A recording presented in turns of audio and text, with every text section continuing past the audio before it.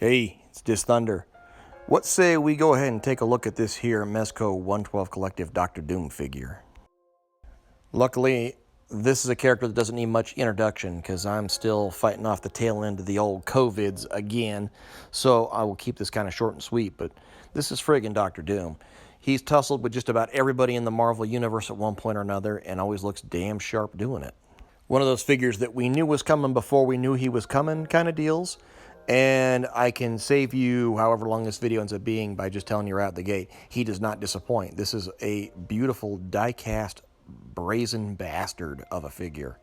But if you want to see some pictures and comparisons and see some accessories, then hang out and I will happily oblige. One thing about Dr. Doom is, dude never seems to struggle to have a particularly good action figure. The original Marvel Legends one, what was that? Was that Series 2? Something like that. It was early Toy Biz Legends. I loved that figure and the Doombot variant that he had.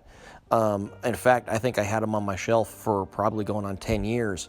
Then when the Hasbro Legends redid him, their first attempt wasn't great, but the most recent one they did was really good. And so, I mean, dude's had a lot of great figures. That damn Marvel Select one with that awesome throne. Used to have it too. Don't know where my throne went, but needless to say, he's had good figures. So I kind of knew ahead of time he was going to be good. But even so, he exceeded my expectations, which I think were kind of lofty anyway. As you might have expected, Dr. Doom makes some copious use of die-cast parts. Not all magnetic, mind you, but most of it's metal. I think the limbs, and of course there are some magnets in the chest. I don't think the chest or torso itself is metal. I think it just has magnets for the clasps. And the one side works really well, one side's kind of iffy. Don't know why. If I ever take them apart and take a look, maybe I can figure it out. Not a huge thing, but where was I going with this? Yeah, die-cast, big, heavy, and very sturdy. But he also goes heavy on the accessories. And to start with, let's take a look at this projection beam effect that goes on his straight flat palm hand. Nifty little energy effect there. Expanding on that, we have these really sweet crackling energy effects. These are integral. They're actually part of the hands. Those are a lot of fun. But on the off chance that you're not a big fan of integral parts, or if you're not a big fan of the color purple, fortunately, he also comes with two of these electric blue crackling effects that will fit on any of the open or semi-open hands pretty easily. But if you don't want to go the electrical or the energy route and you want to go something a little bit more mystical, Dr. Doom comes with a couple effects pieces that may be familiar to you if you've bought other Mezco Magic users, like this casting effect here that is very similar to what came with Constantine. Same idea, you just kind of put it on a semi-open or open hand. And that would obviously pair nicely with some of the more opening or contouring hands. In fact, I'll find those in a second. He's got a couple of really good ones for that. But speaking of open hands and projectiles and things, he also has these open palms that have a port on them, and that is for these repulsor beam effect type pieces. And he has, of course, two of those for that purpose. Those effects pieces will also work with other accessories on the figure, but I want to point that out because one of my friends was kind enough to remind me, so I wanted to get it in the video before I forgot. Like these effects that go into the back of Dr. Doom's jetpack pods. These are a little bit bigger pegs, though, than the ones for the hands and the pistol. But those larger pegs also work in his feet for flying effects. So as I'm looking at this, actually, I think there's a longer one and a shorter one, but they both work in either the rocket boosters or the feet. Anyway, I got distracted. Spellbook, that's where I was going with this. And this is actually a familiar piece, but it's actually a new sculpt. You see the nice little printed pages and a little bookmark and everything. It's very similar to the one that comes with Dr. Fate and has a similar Dr. Fate style wrist holder thingy. Atticus Doom comes with one too, if I remember right. But it is a new sculpt, and it is very nice. But that would go very nicely with some spellcasting hands or some metal hands, depending on how you want to look at them.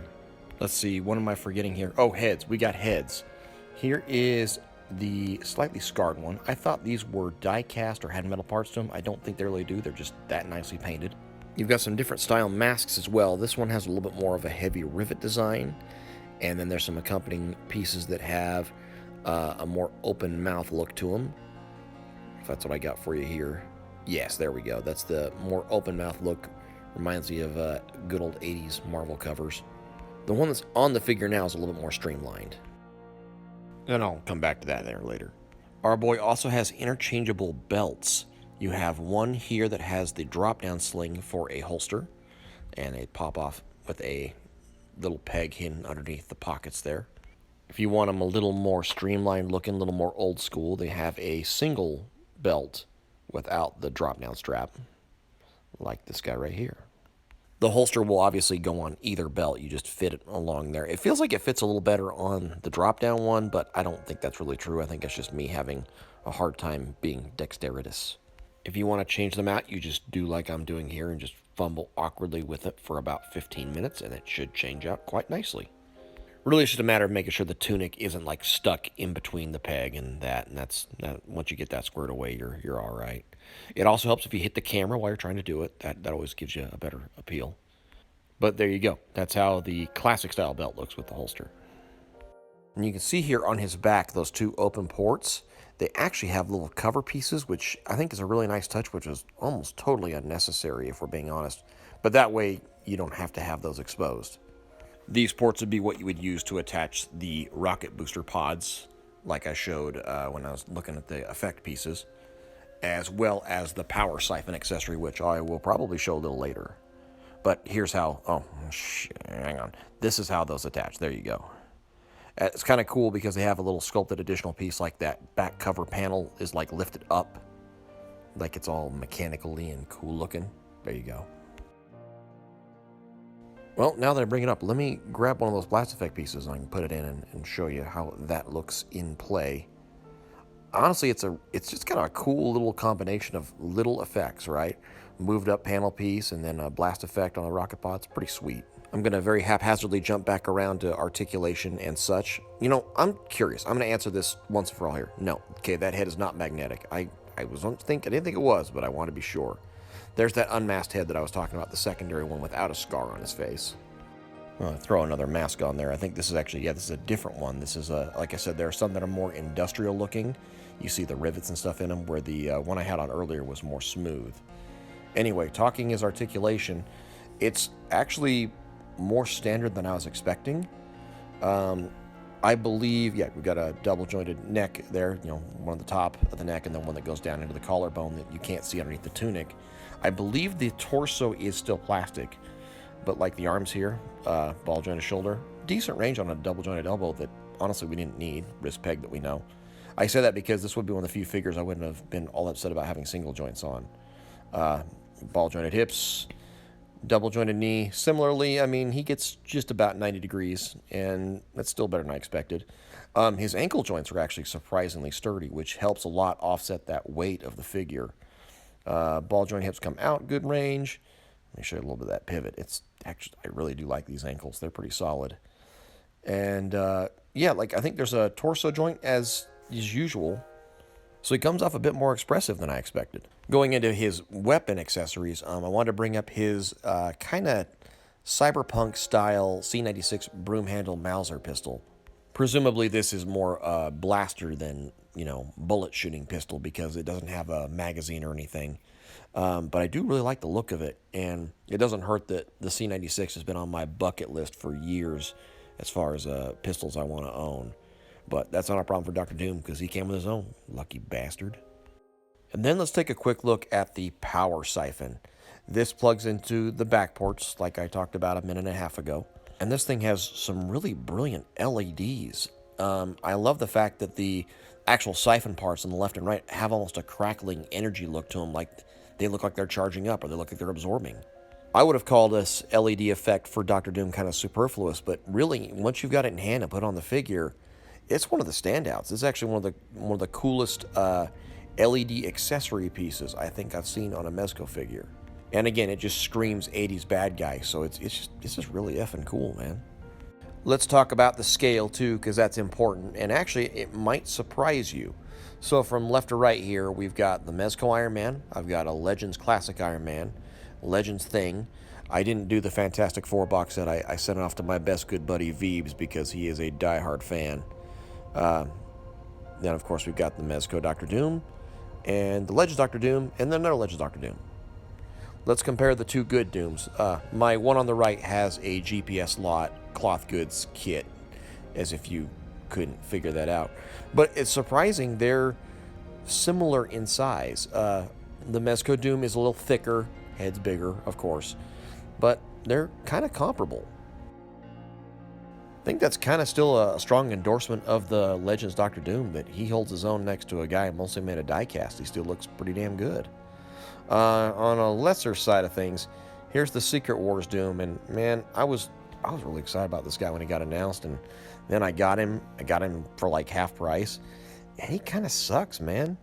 It's ruining my childhood. You go sit over there. You're no threat to Doom.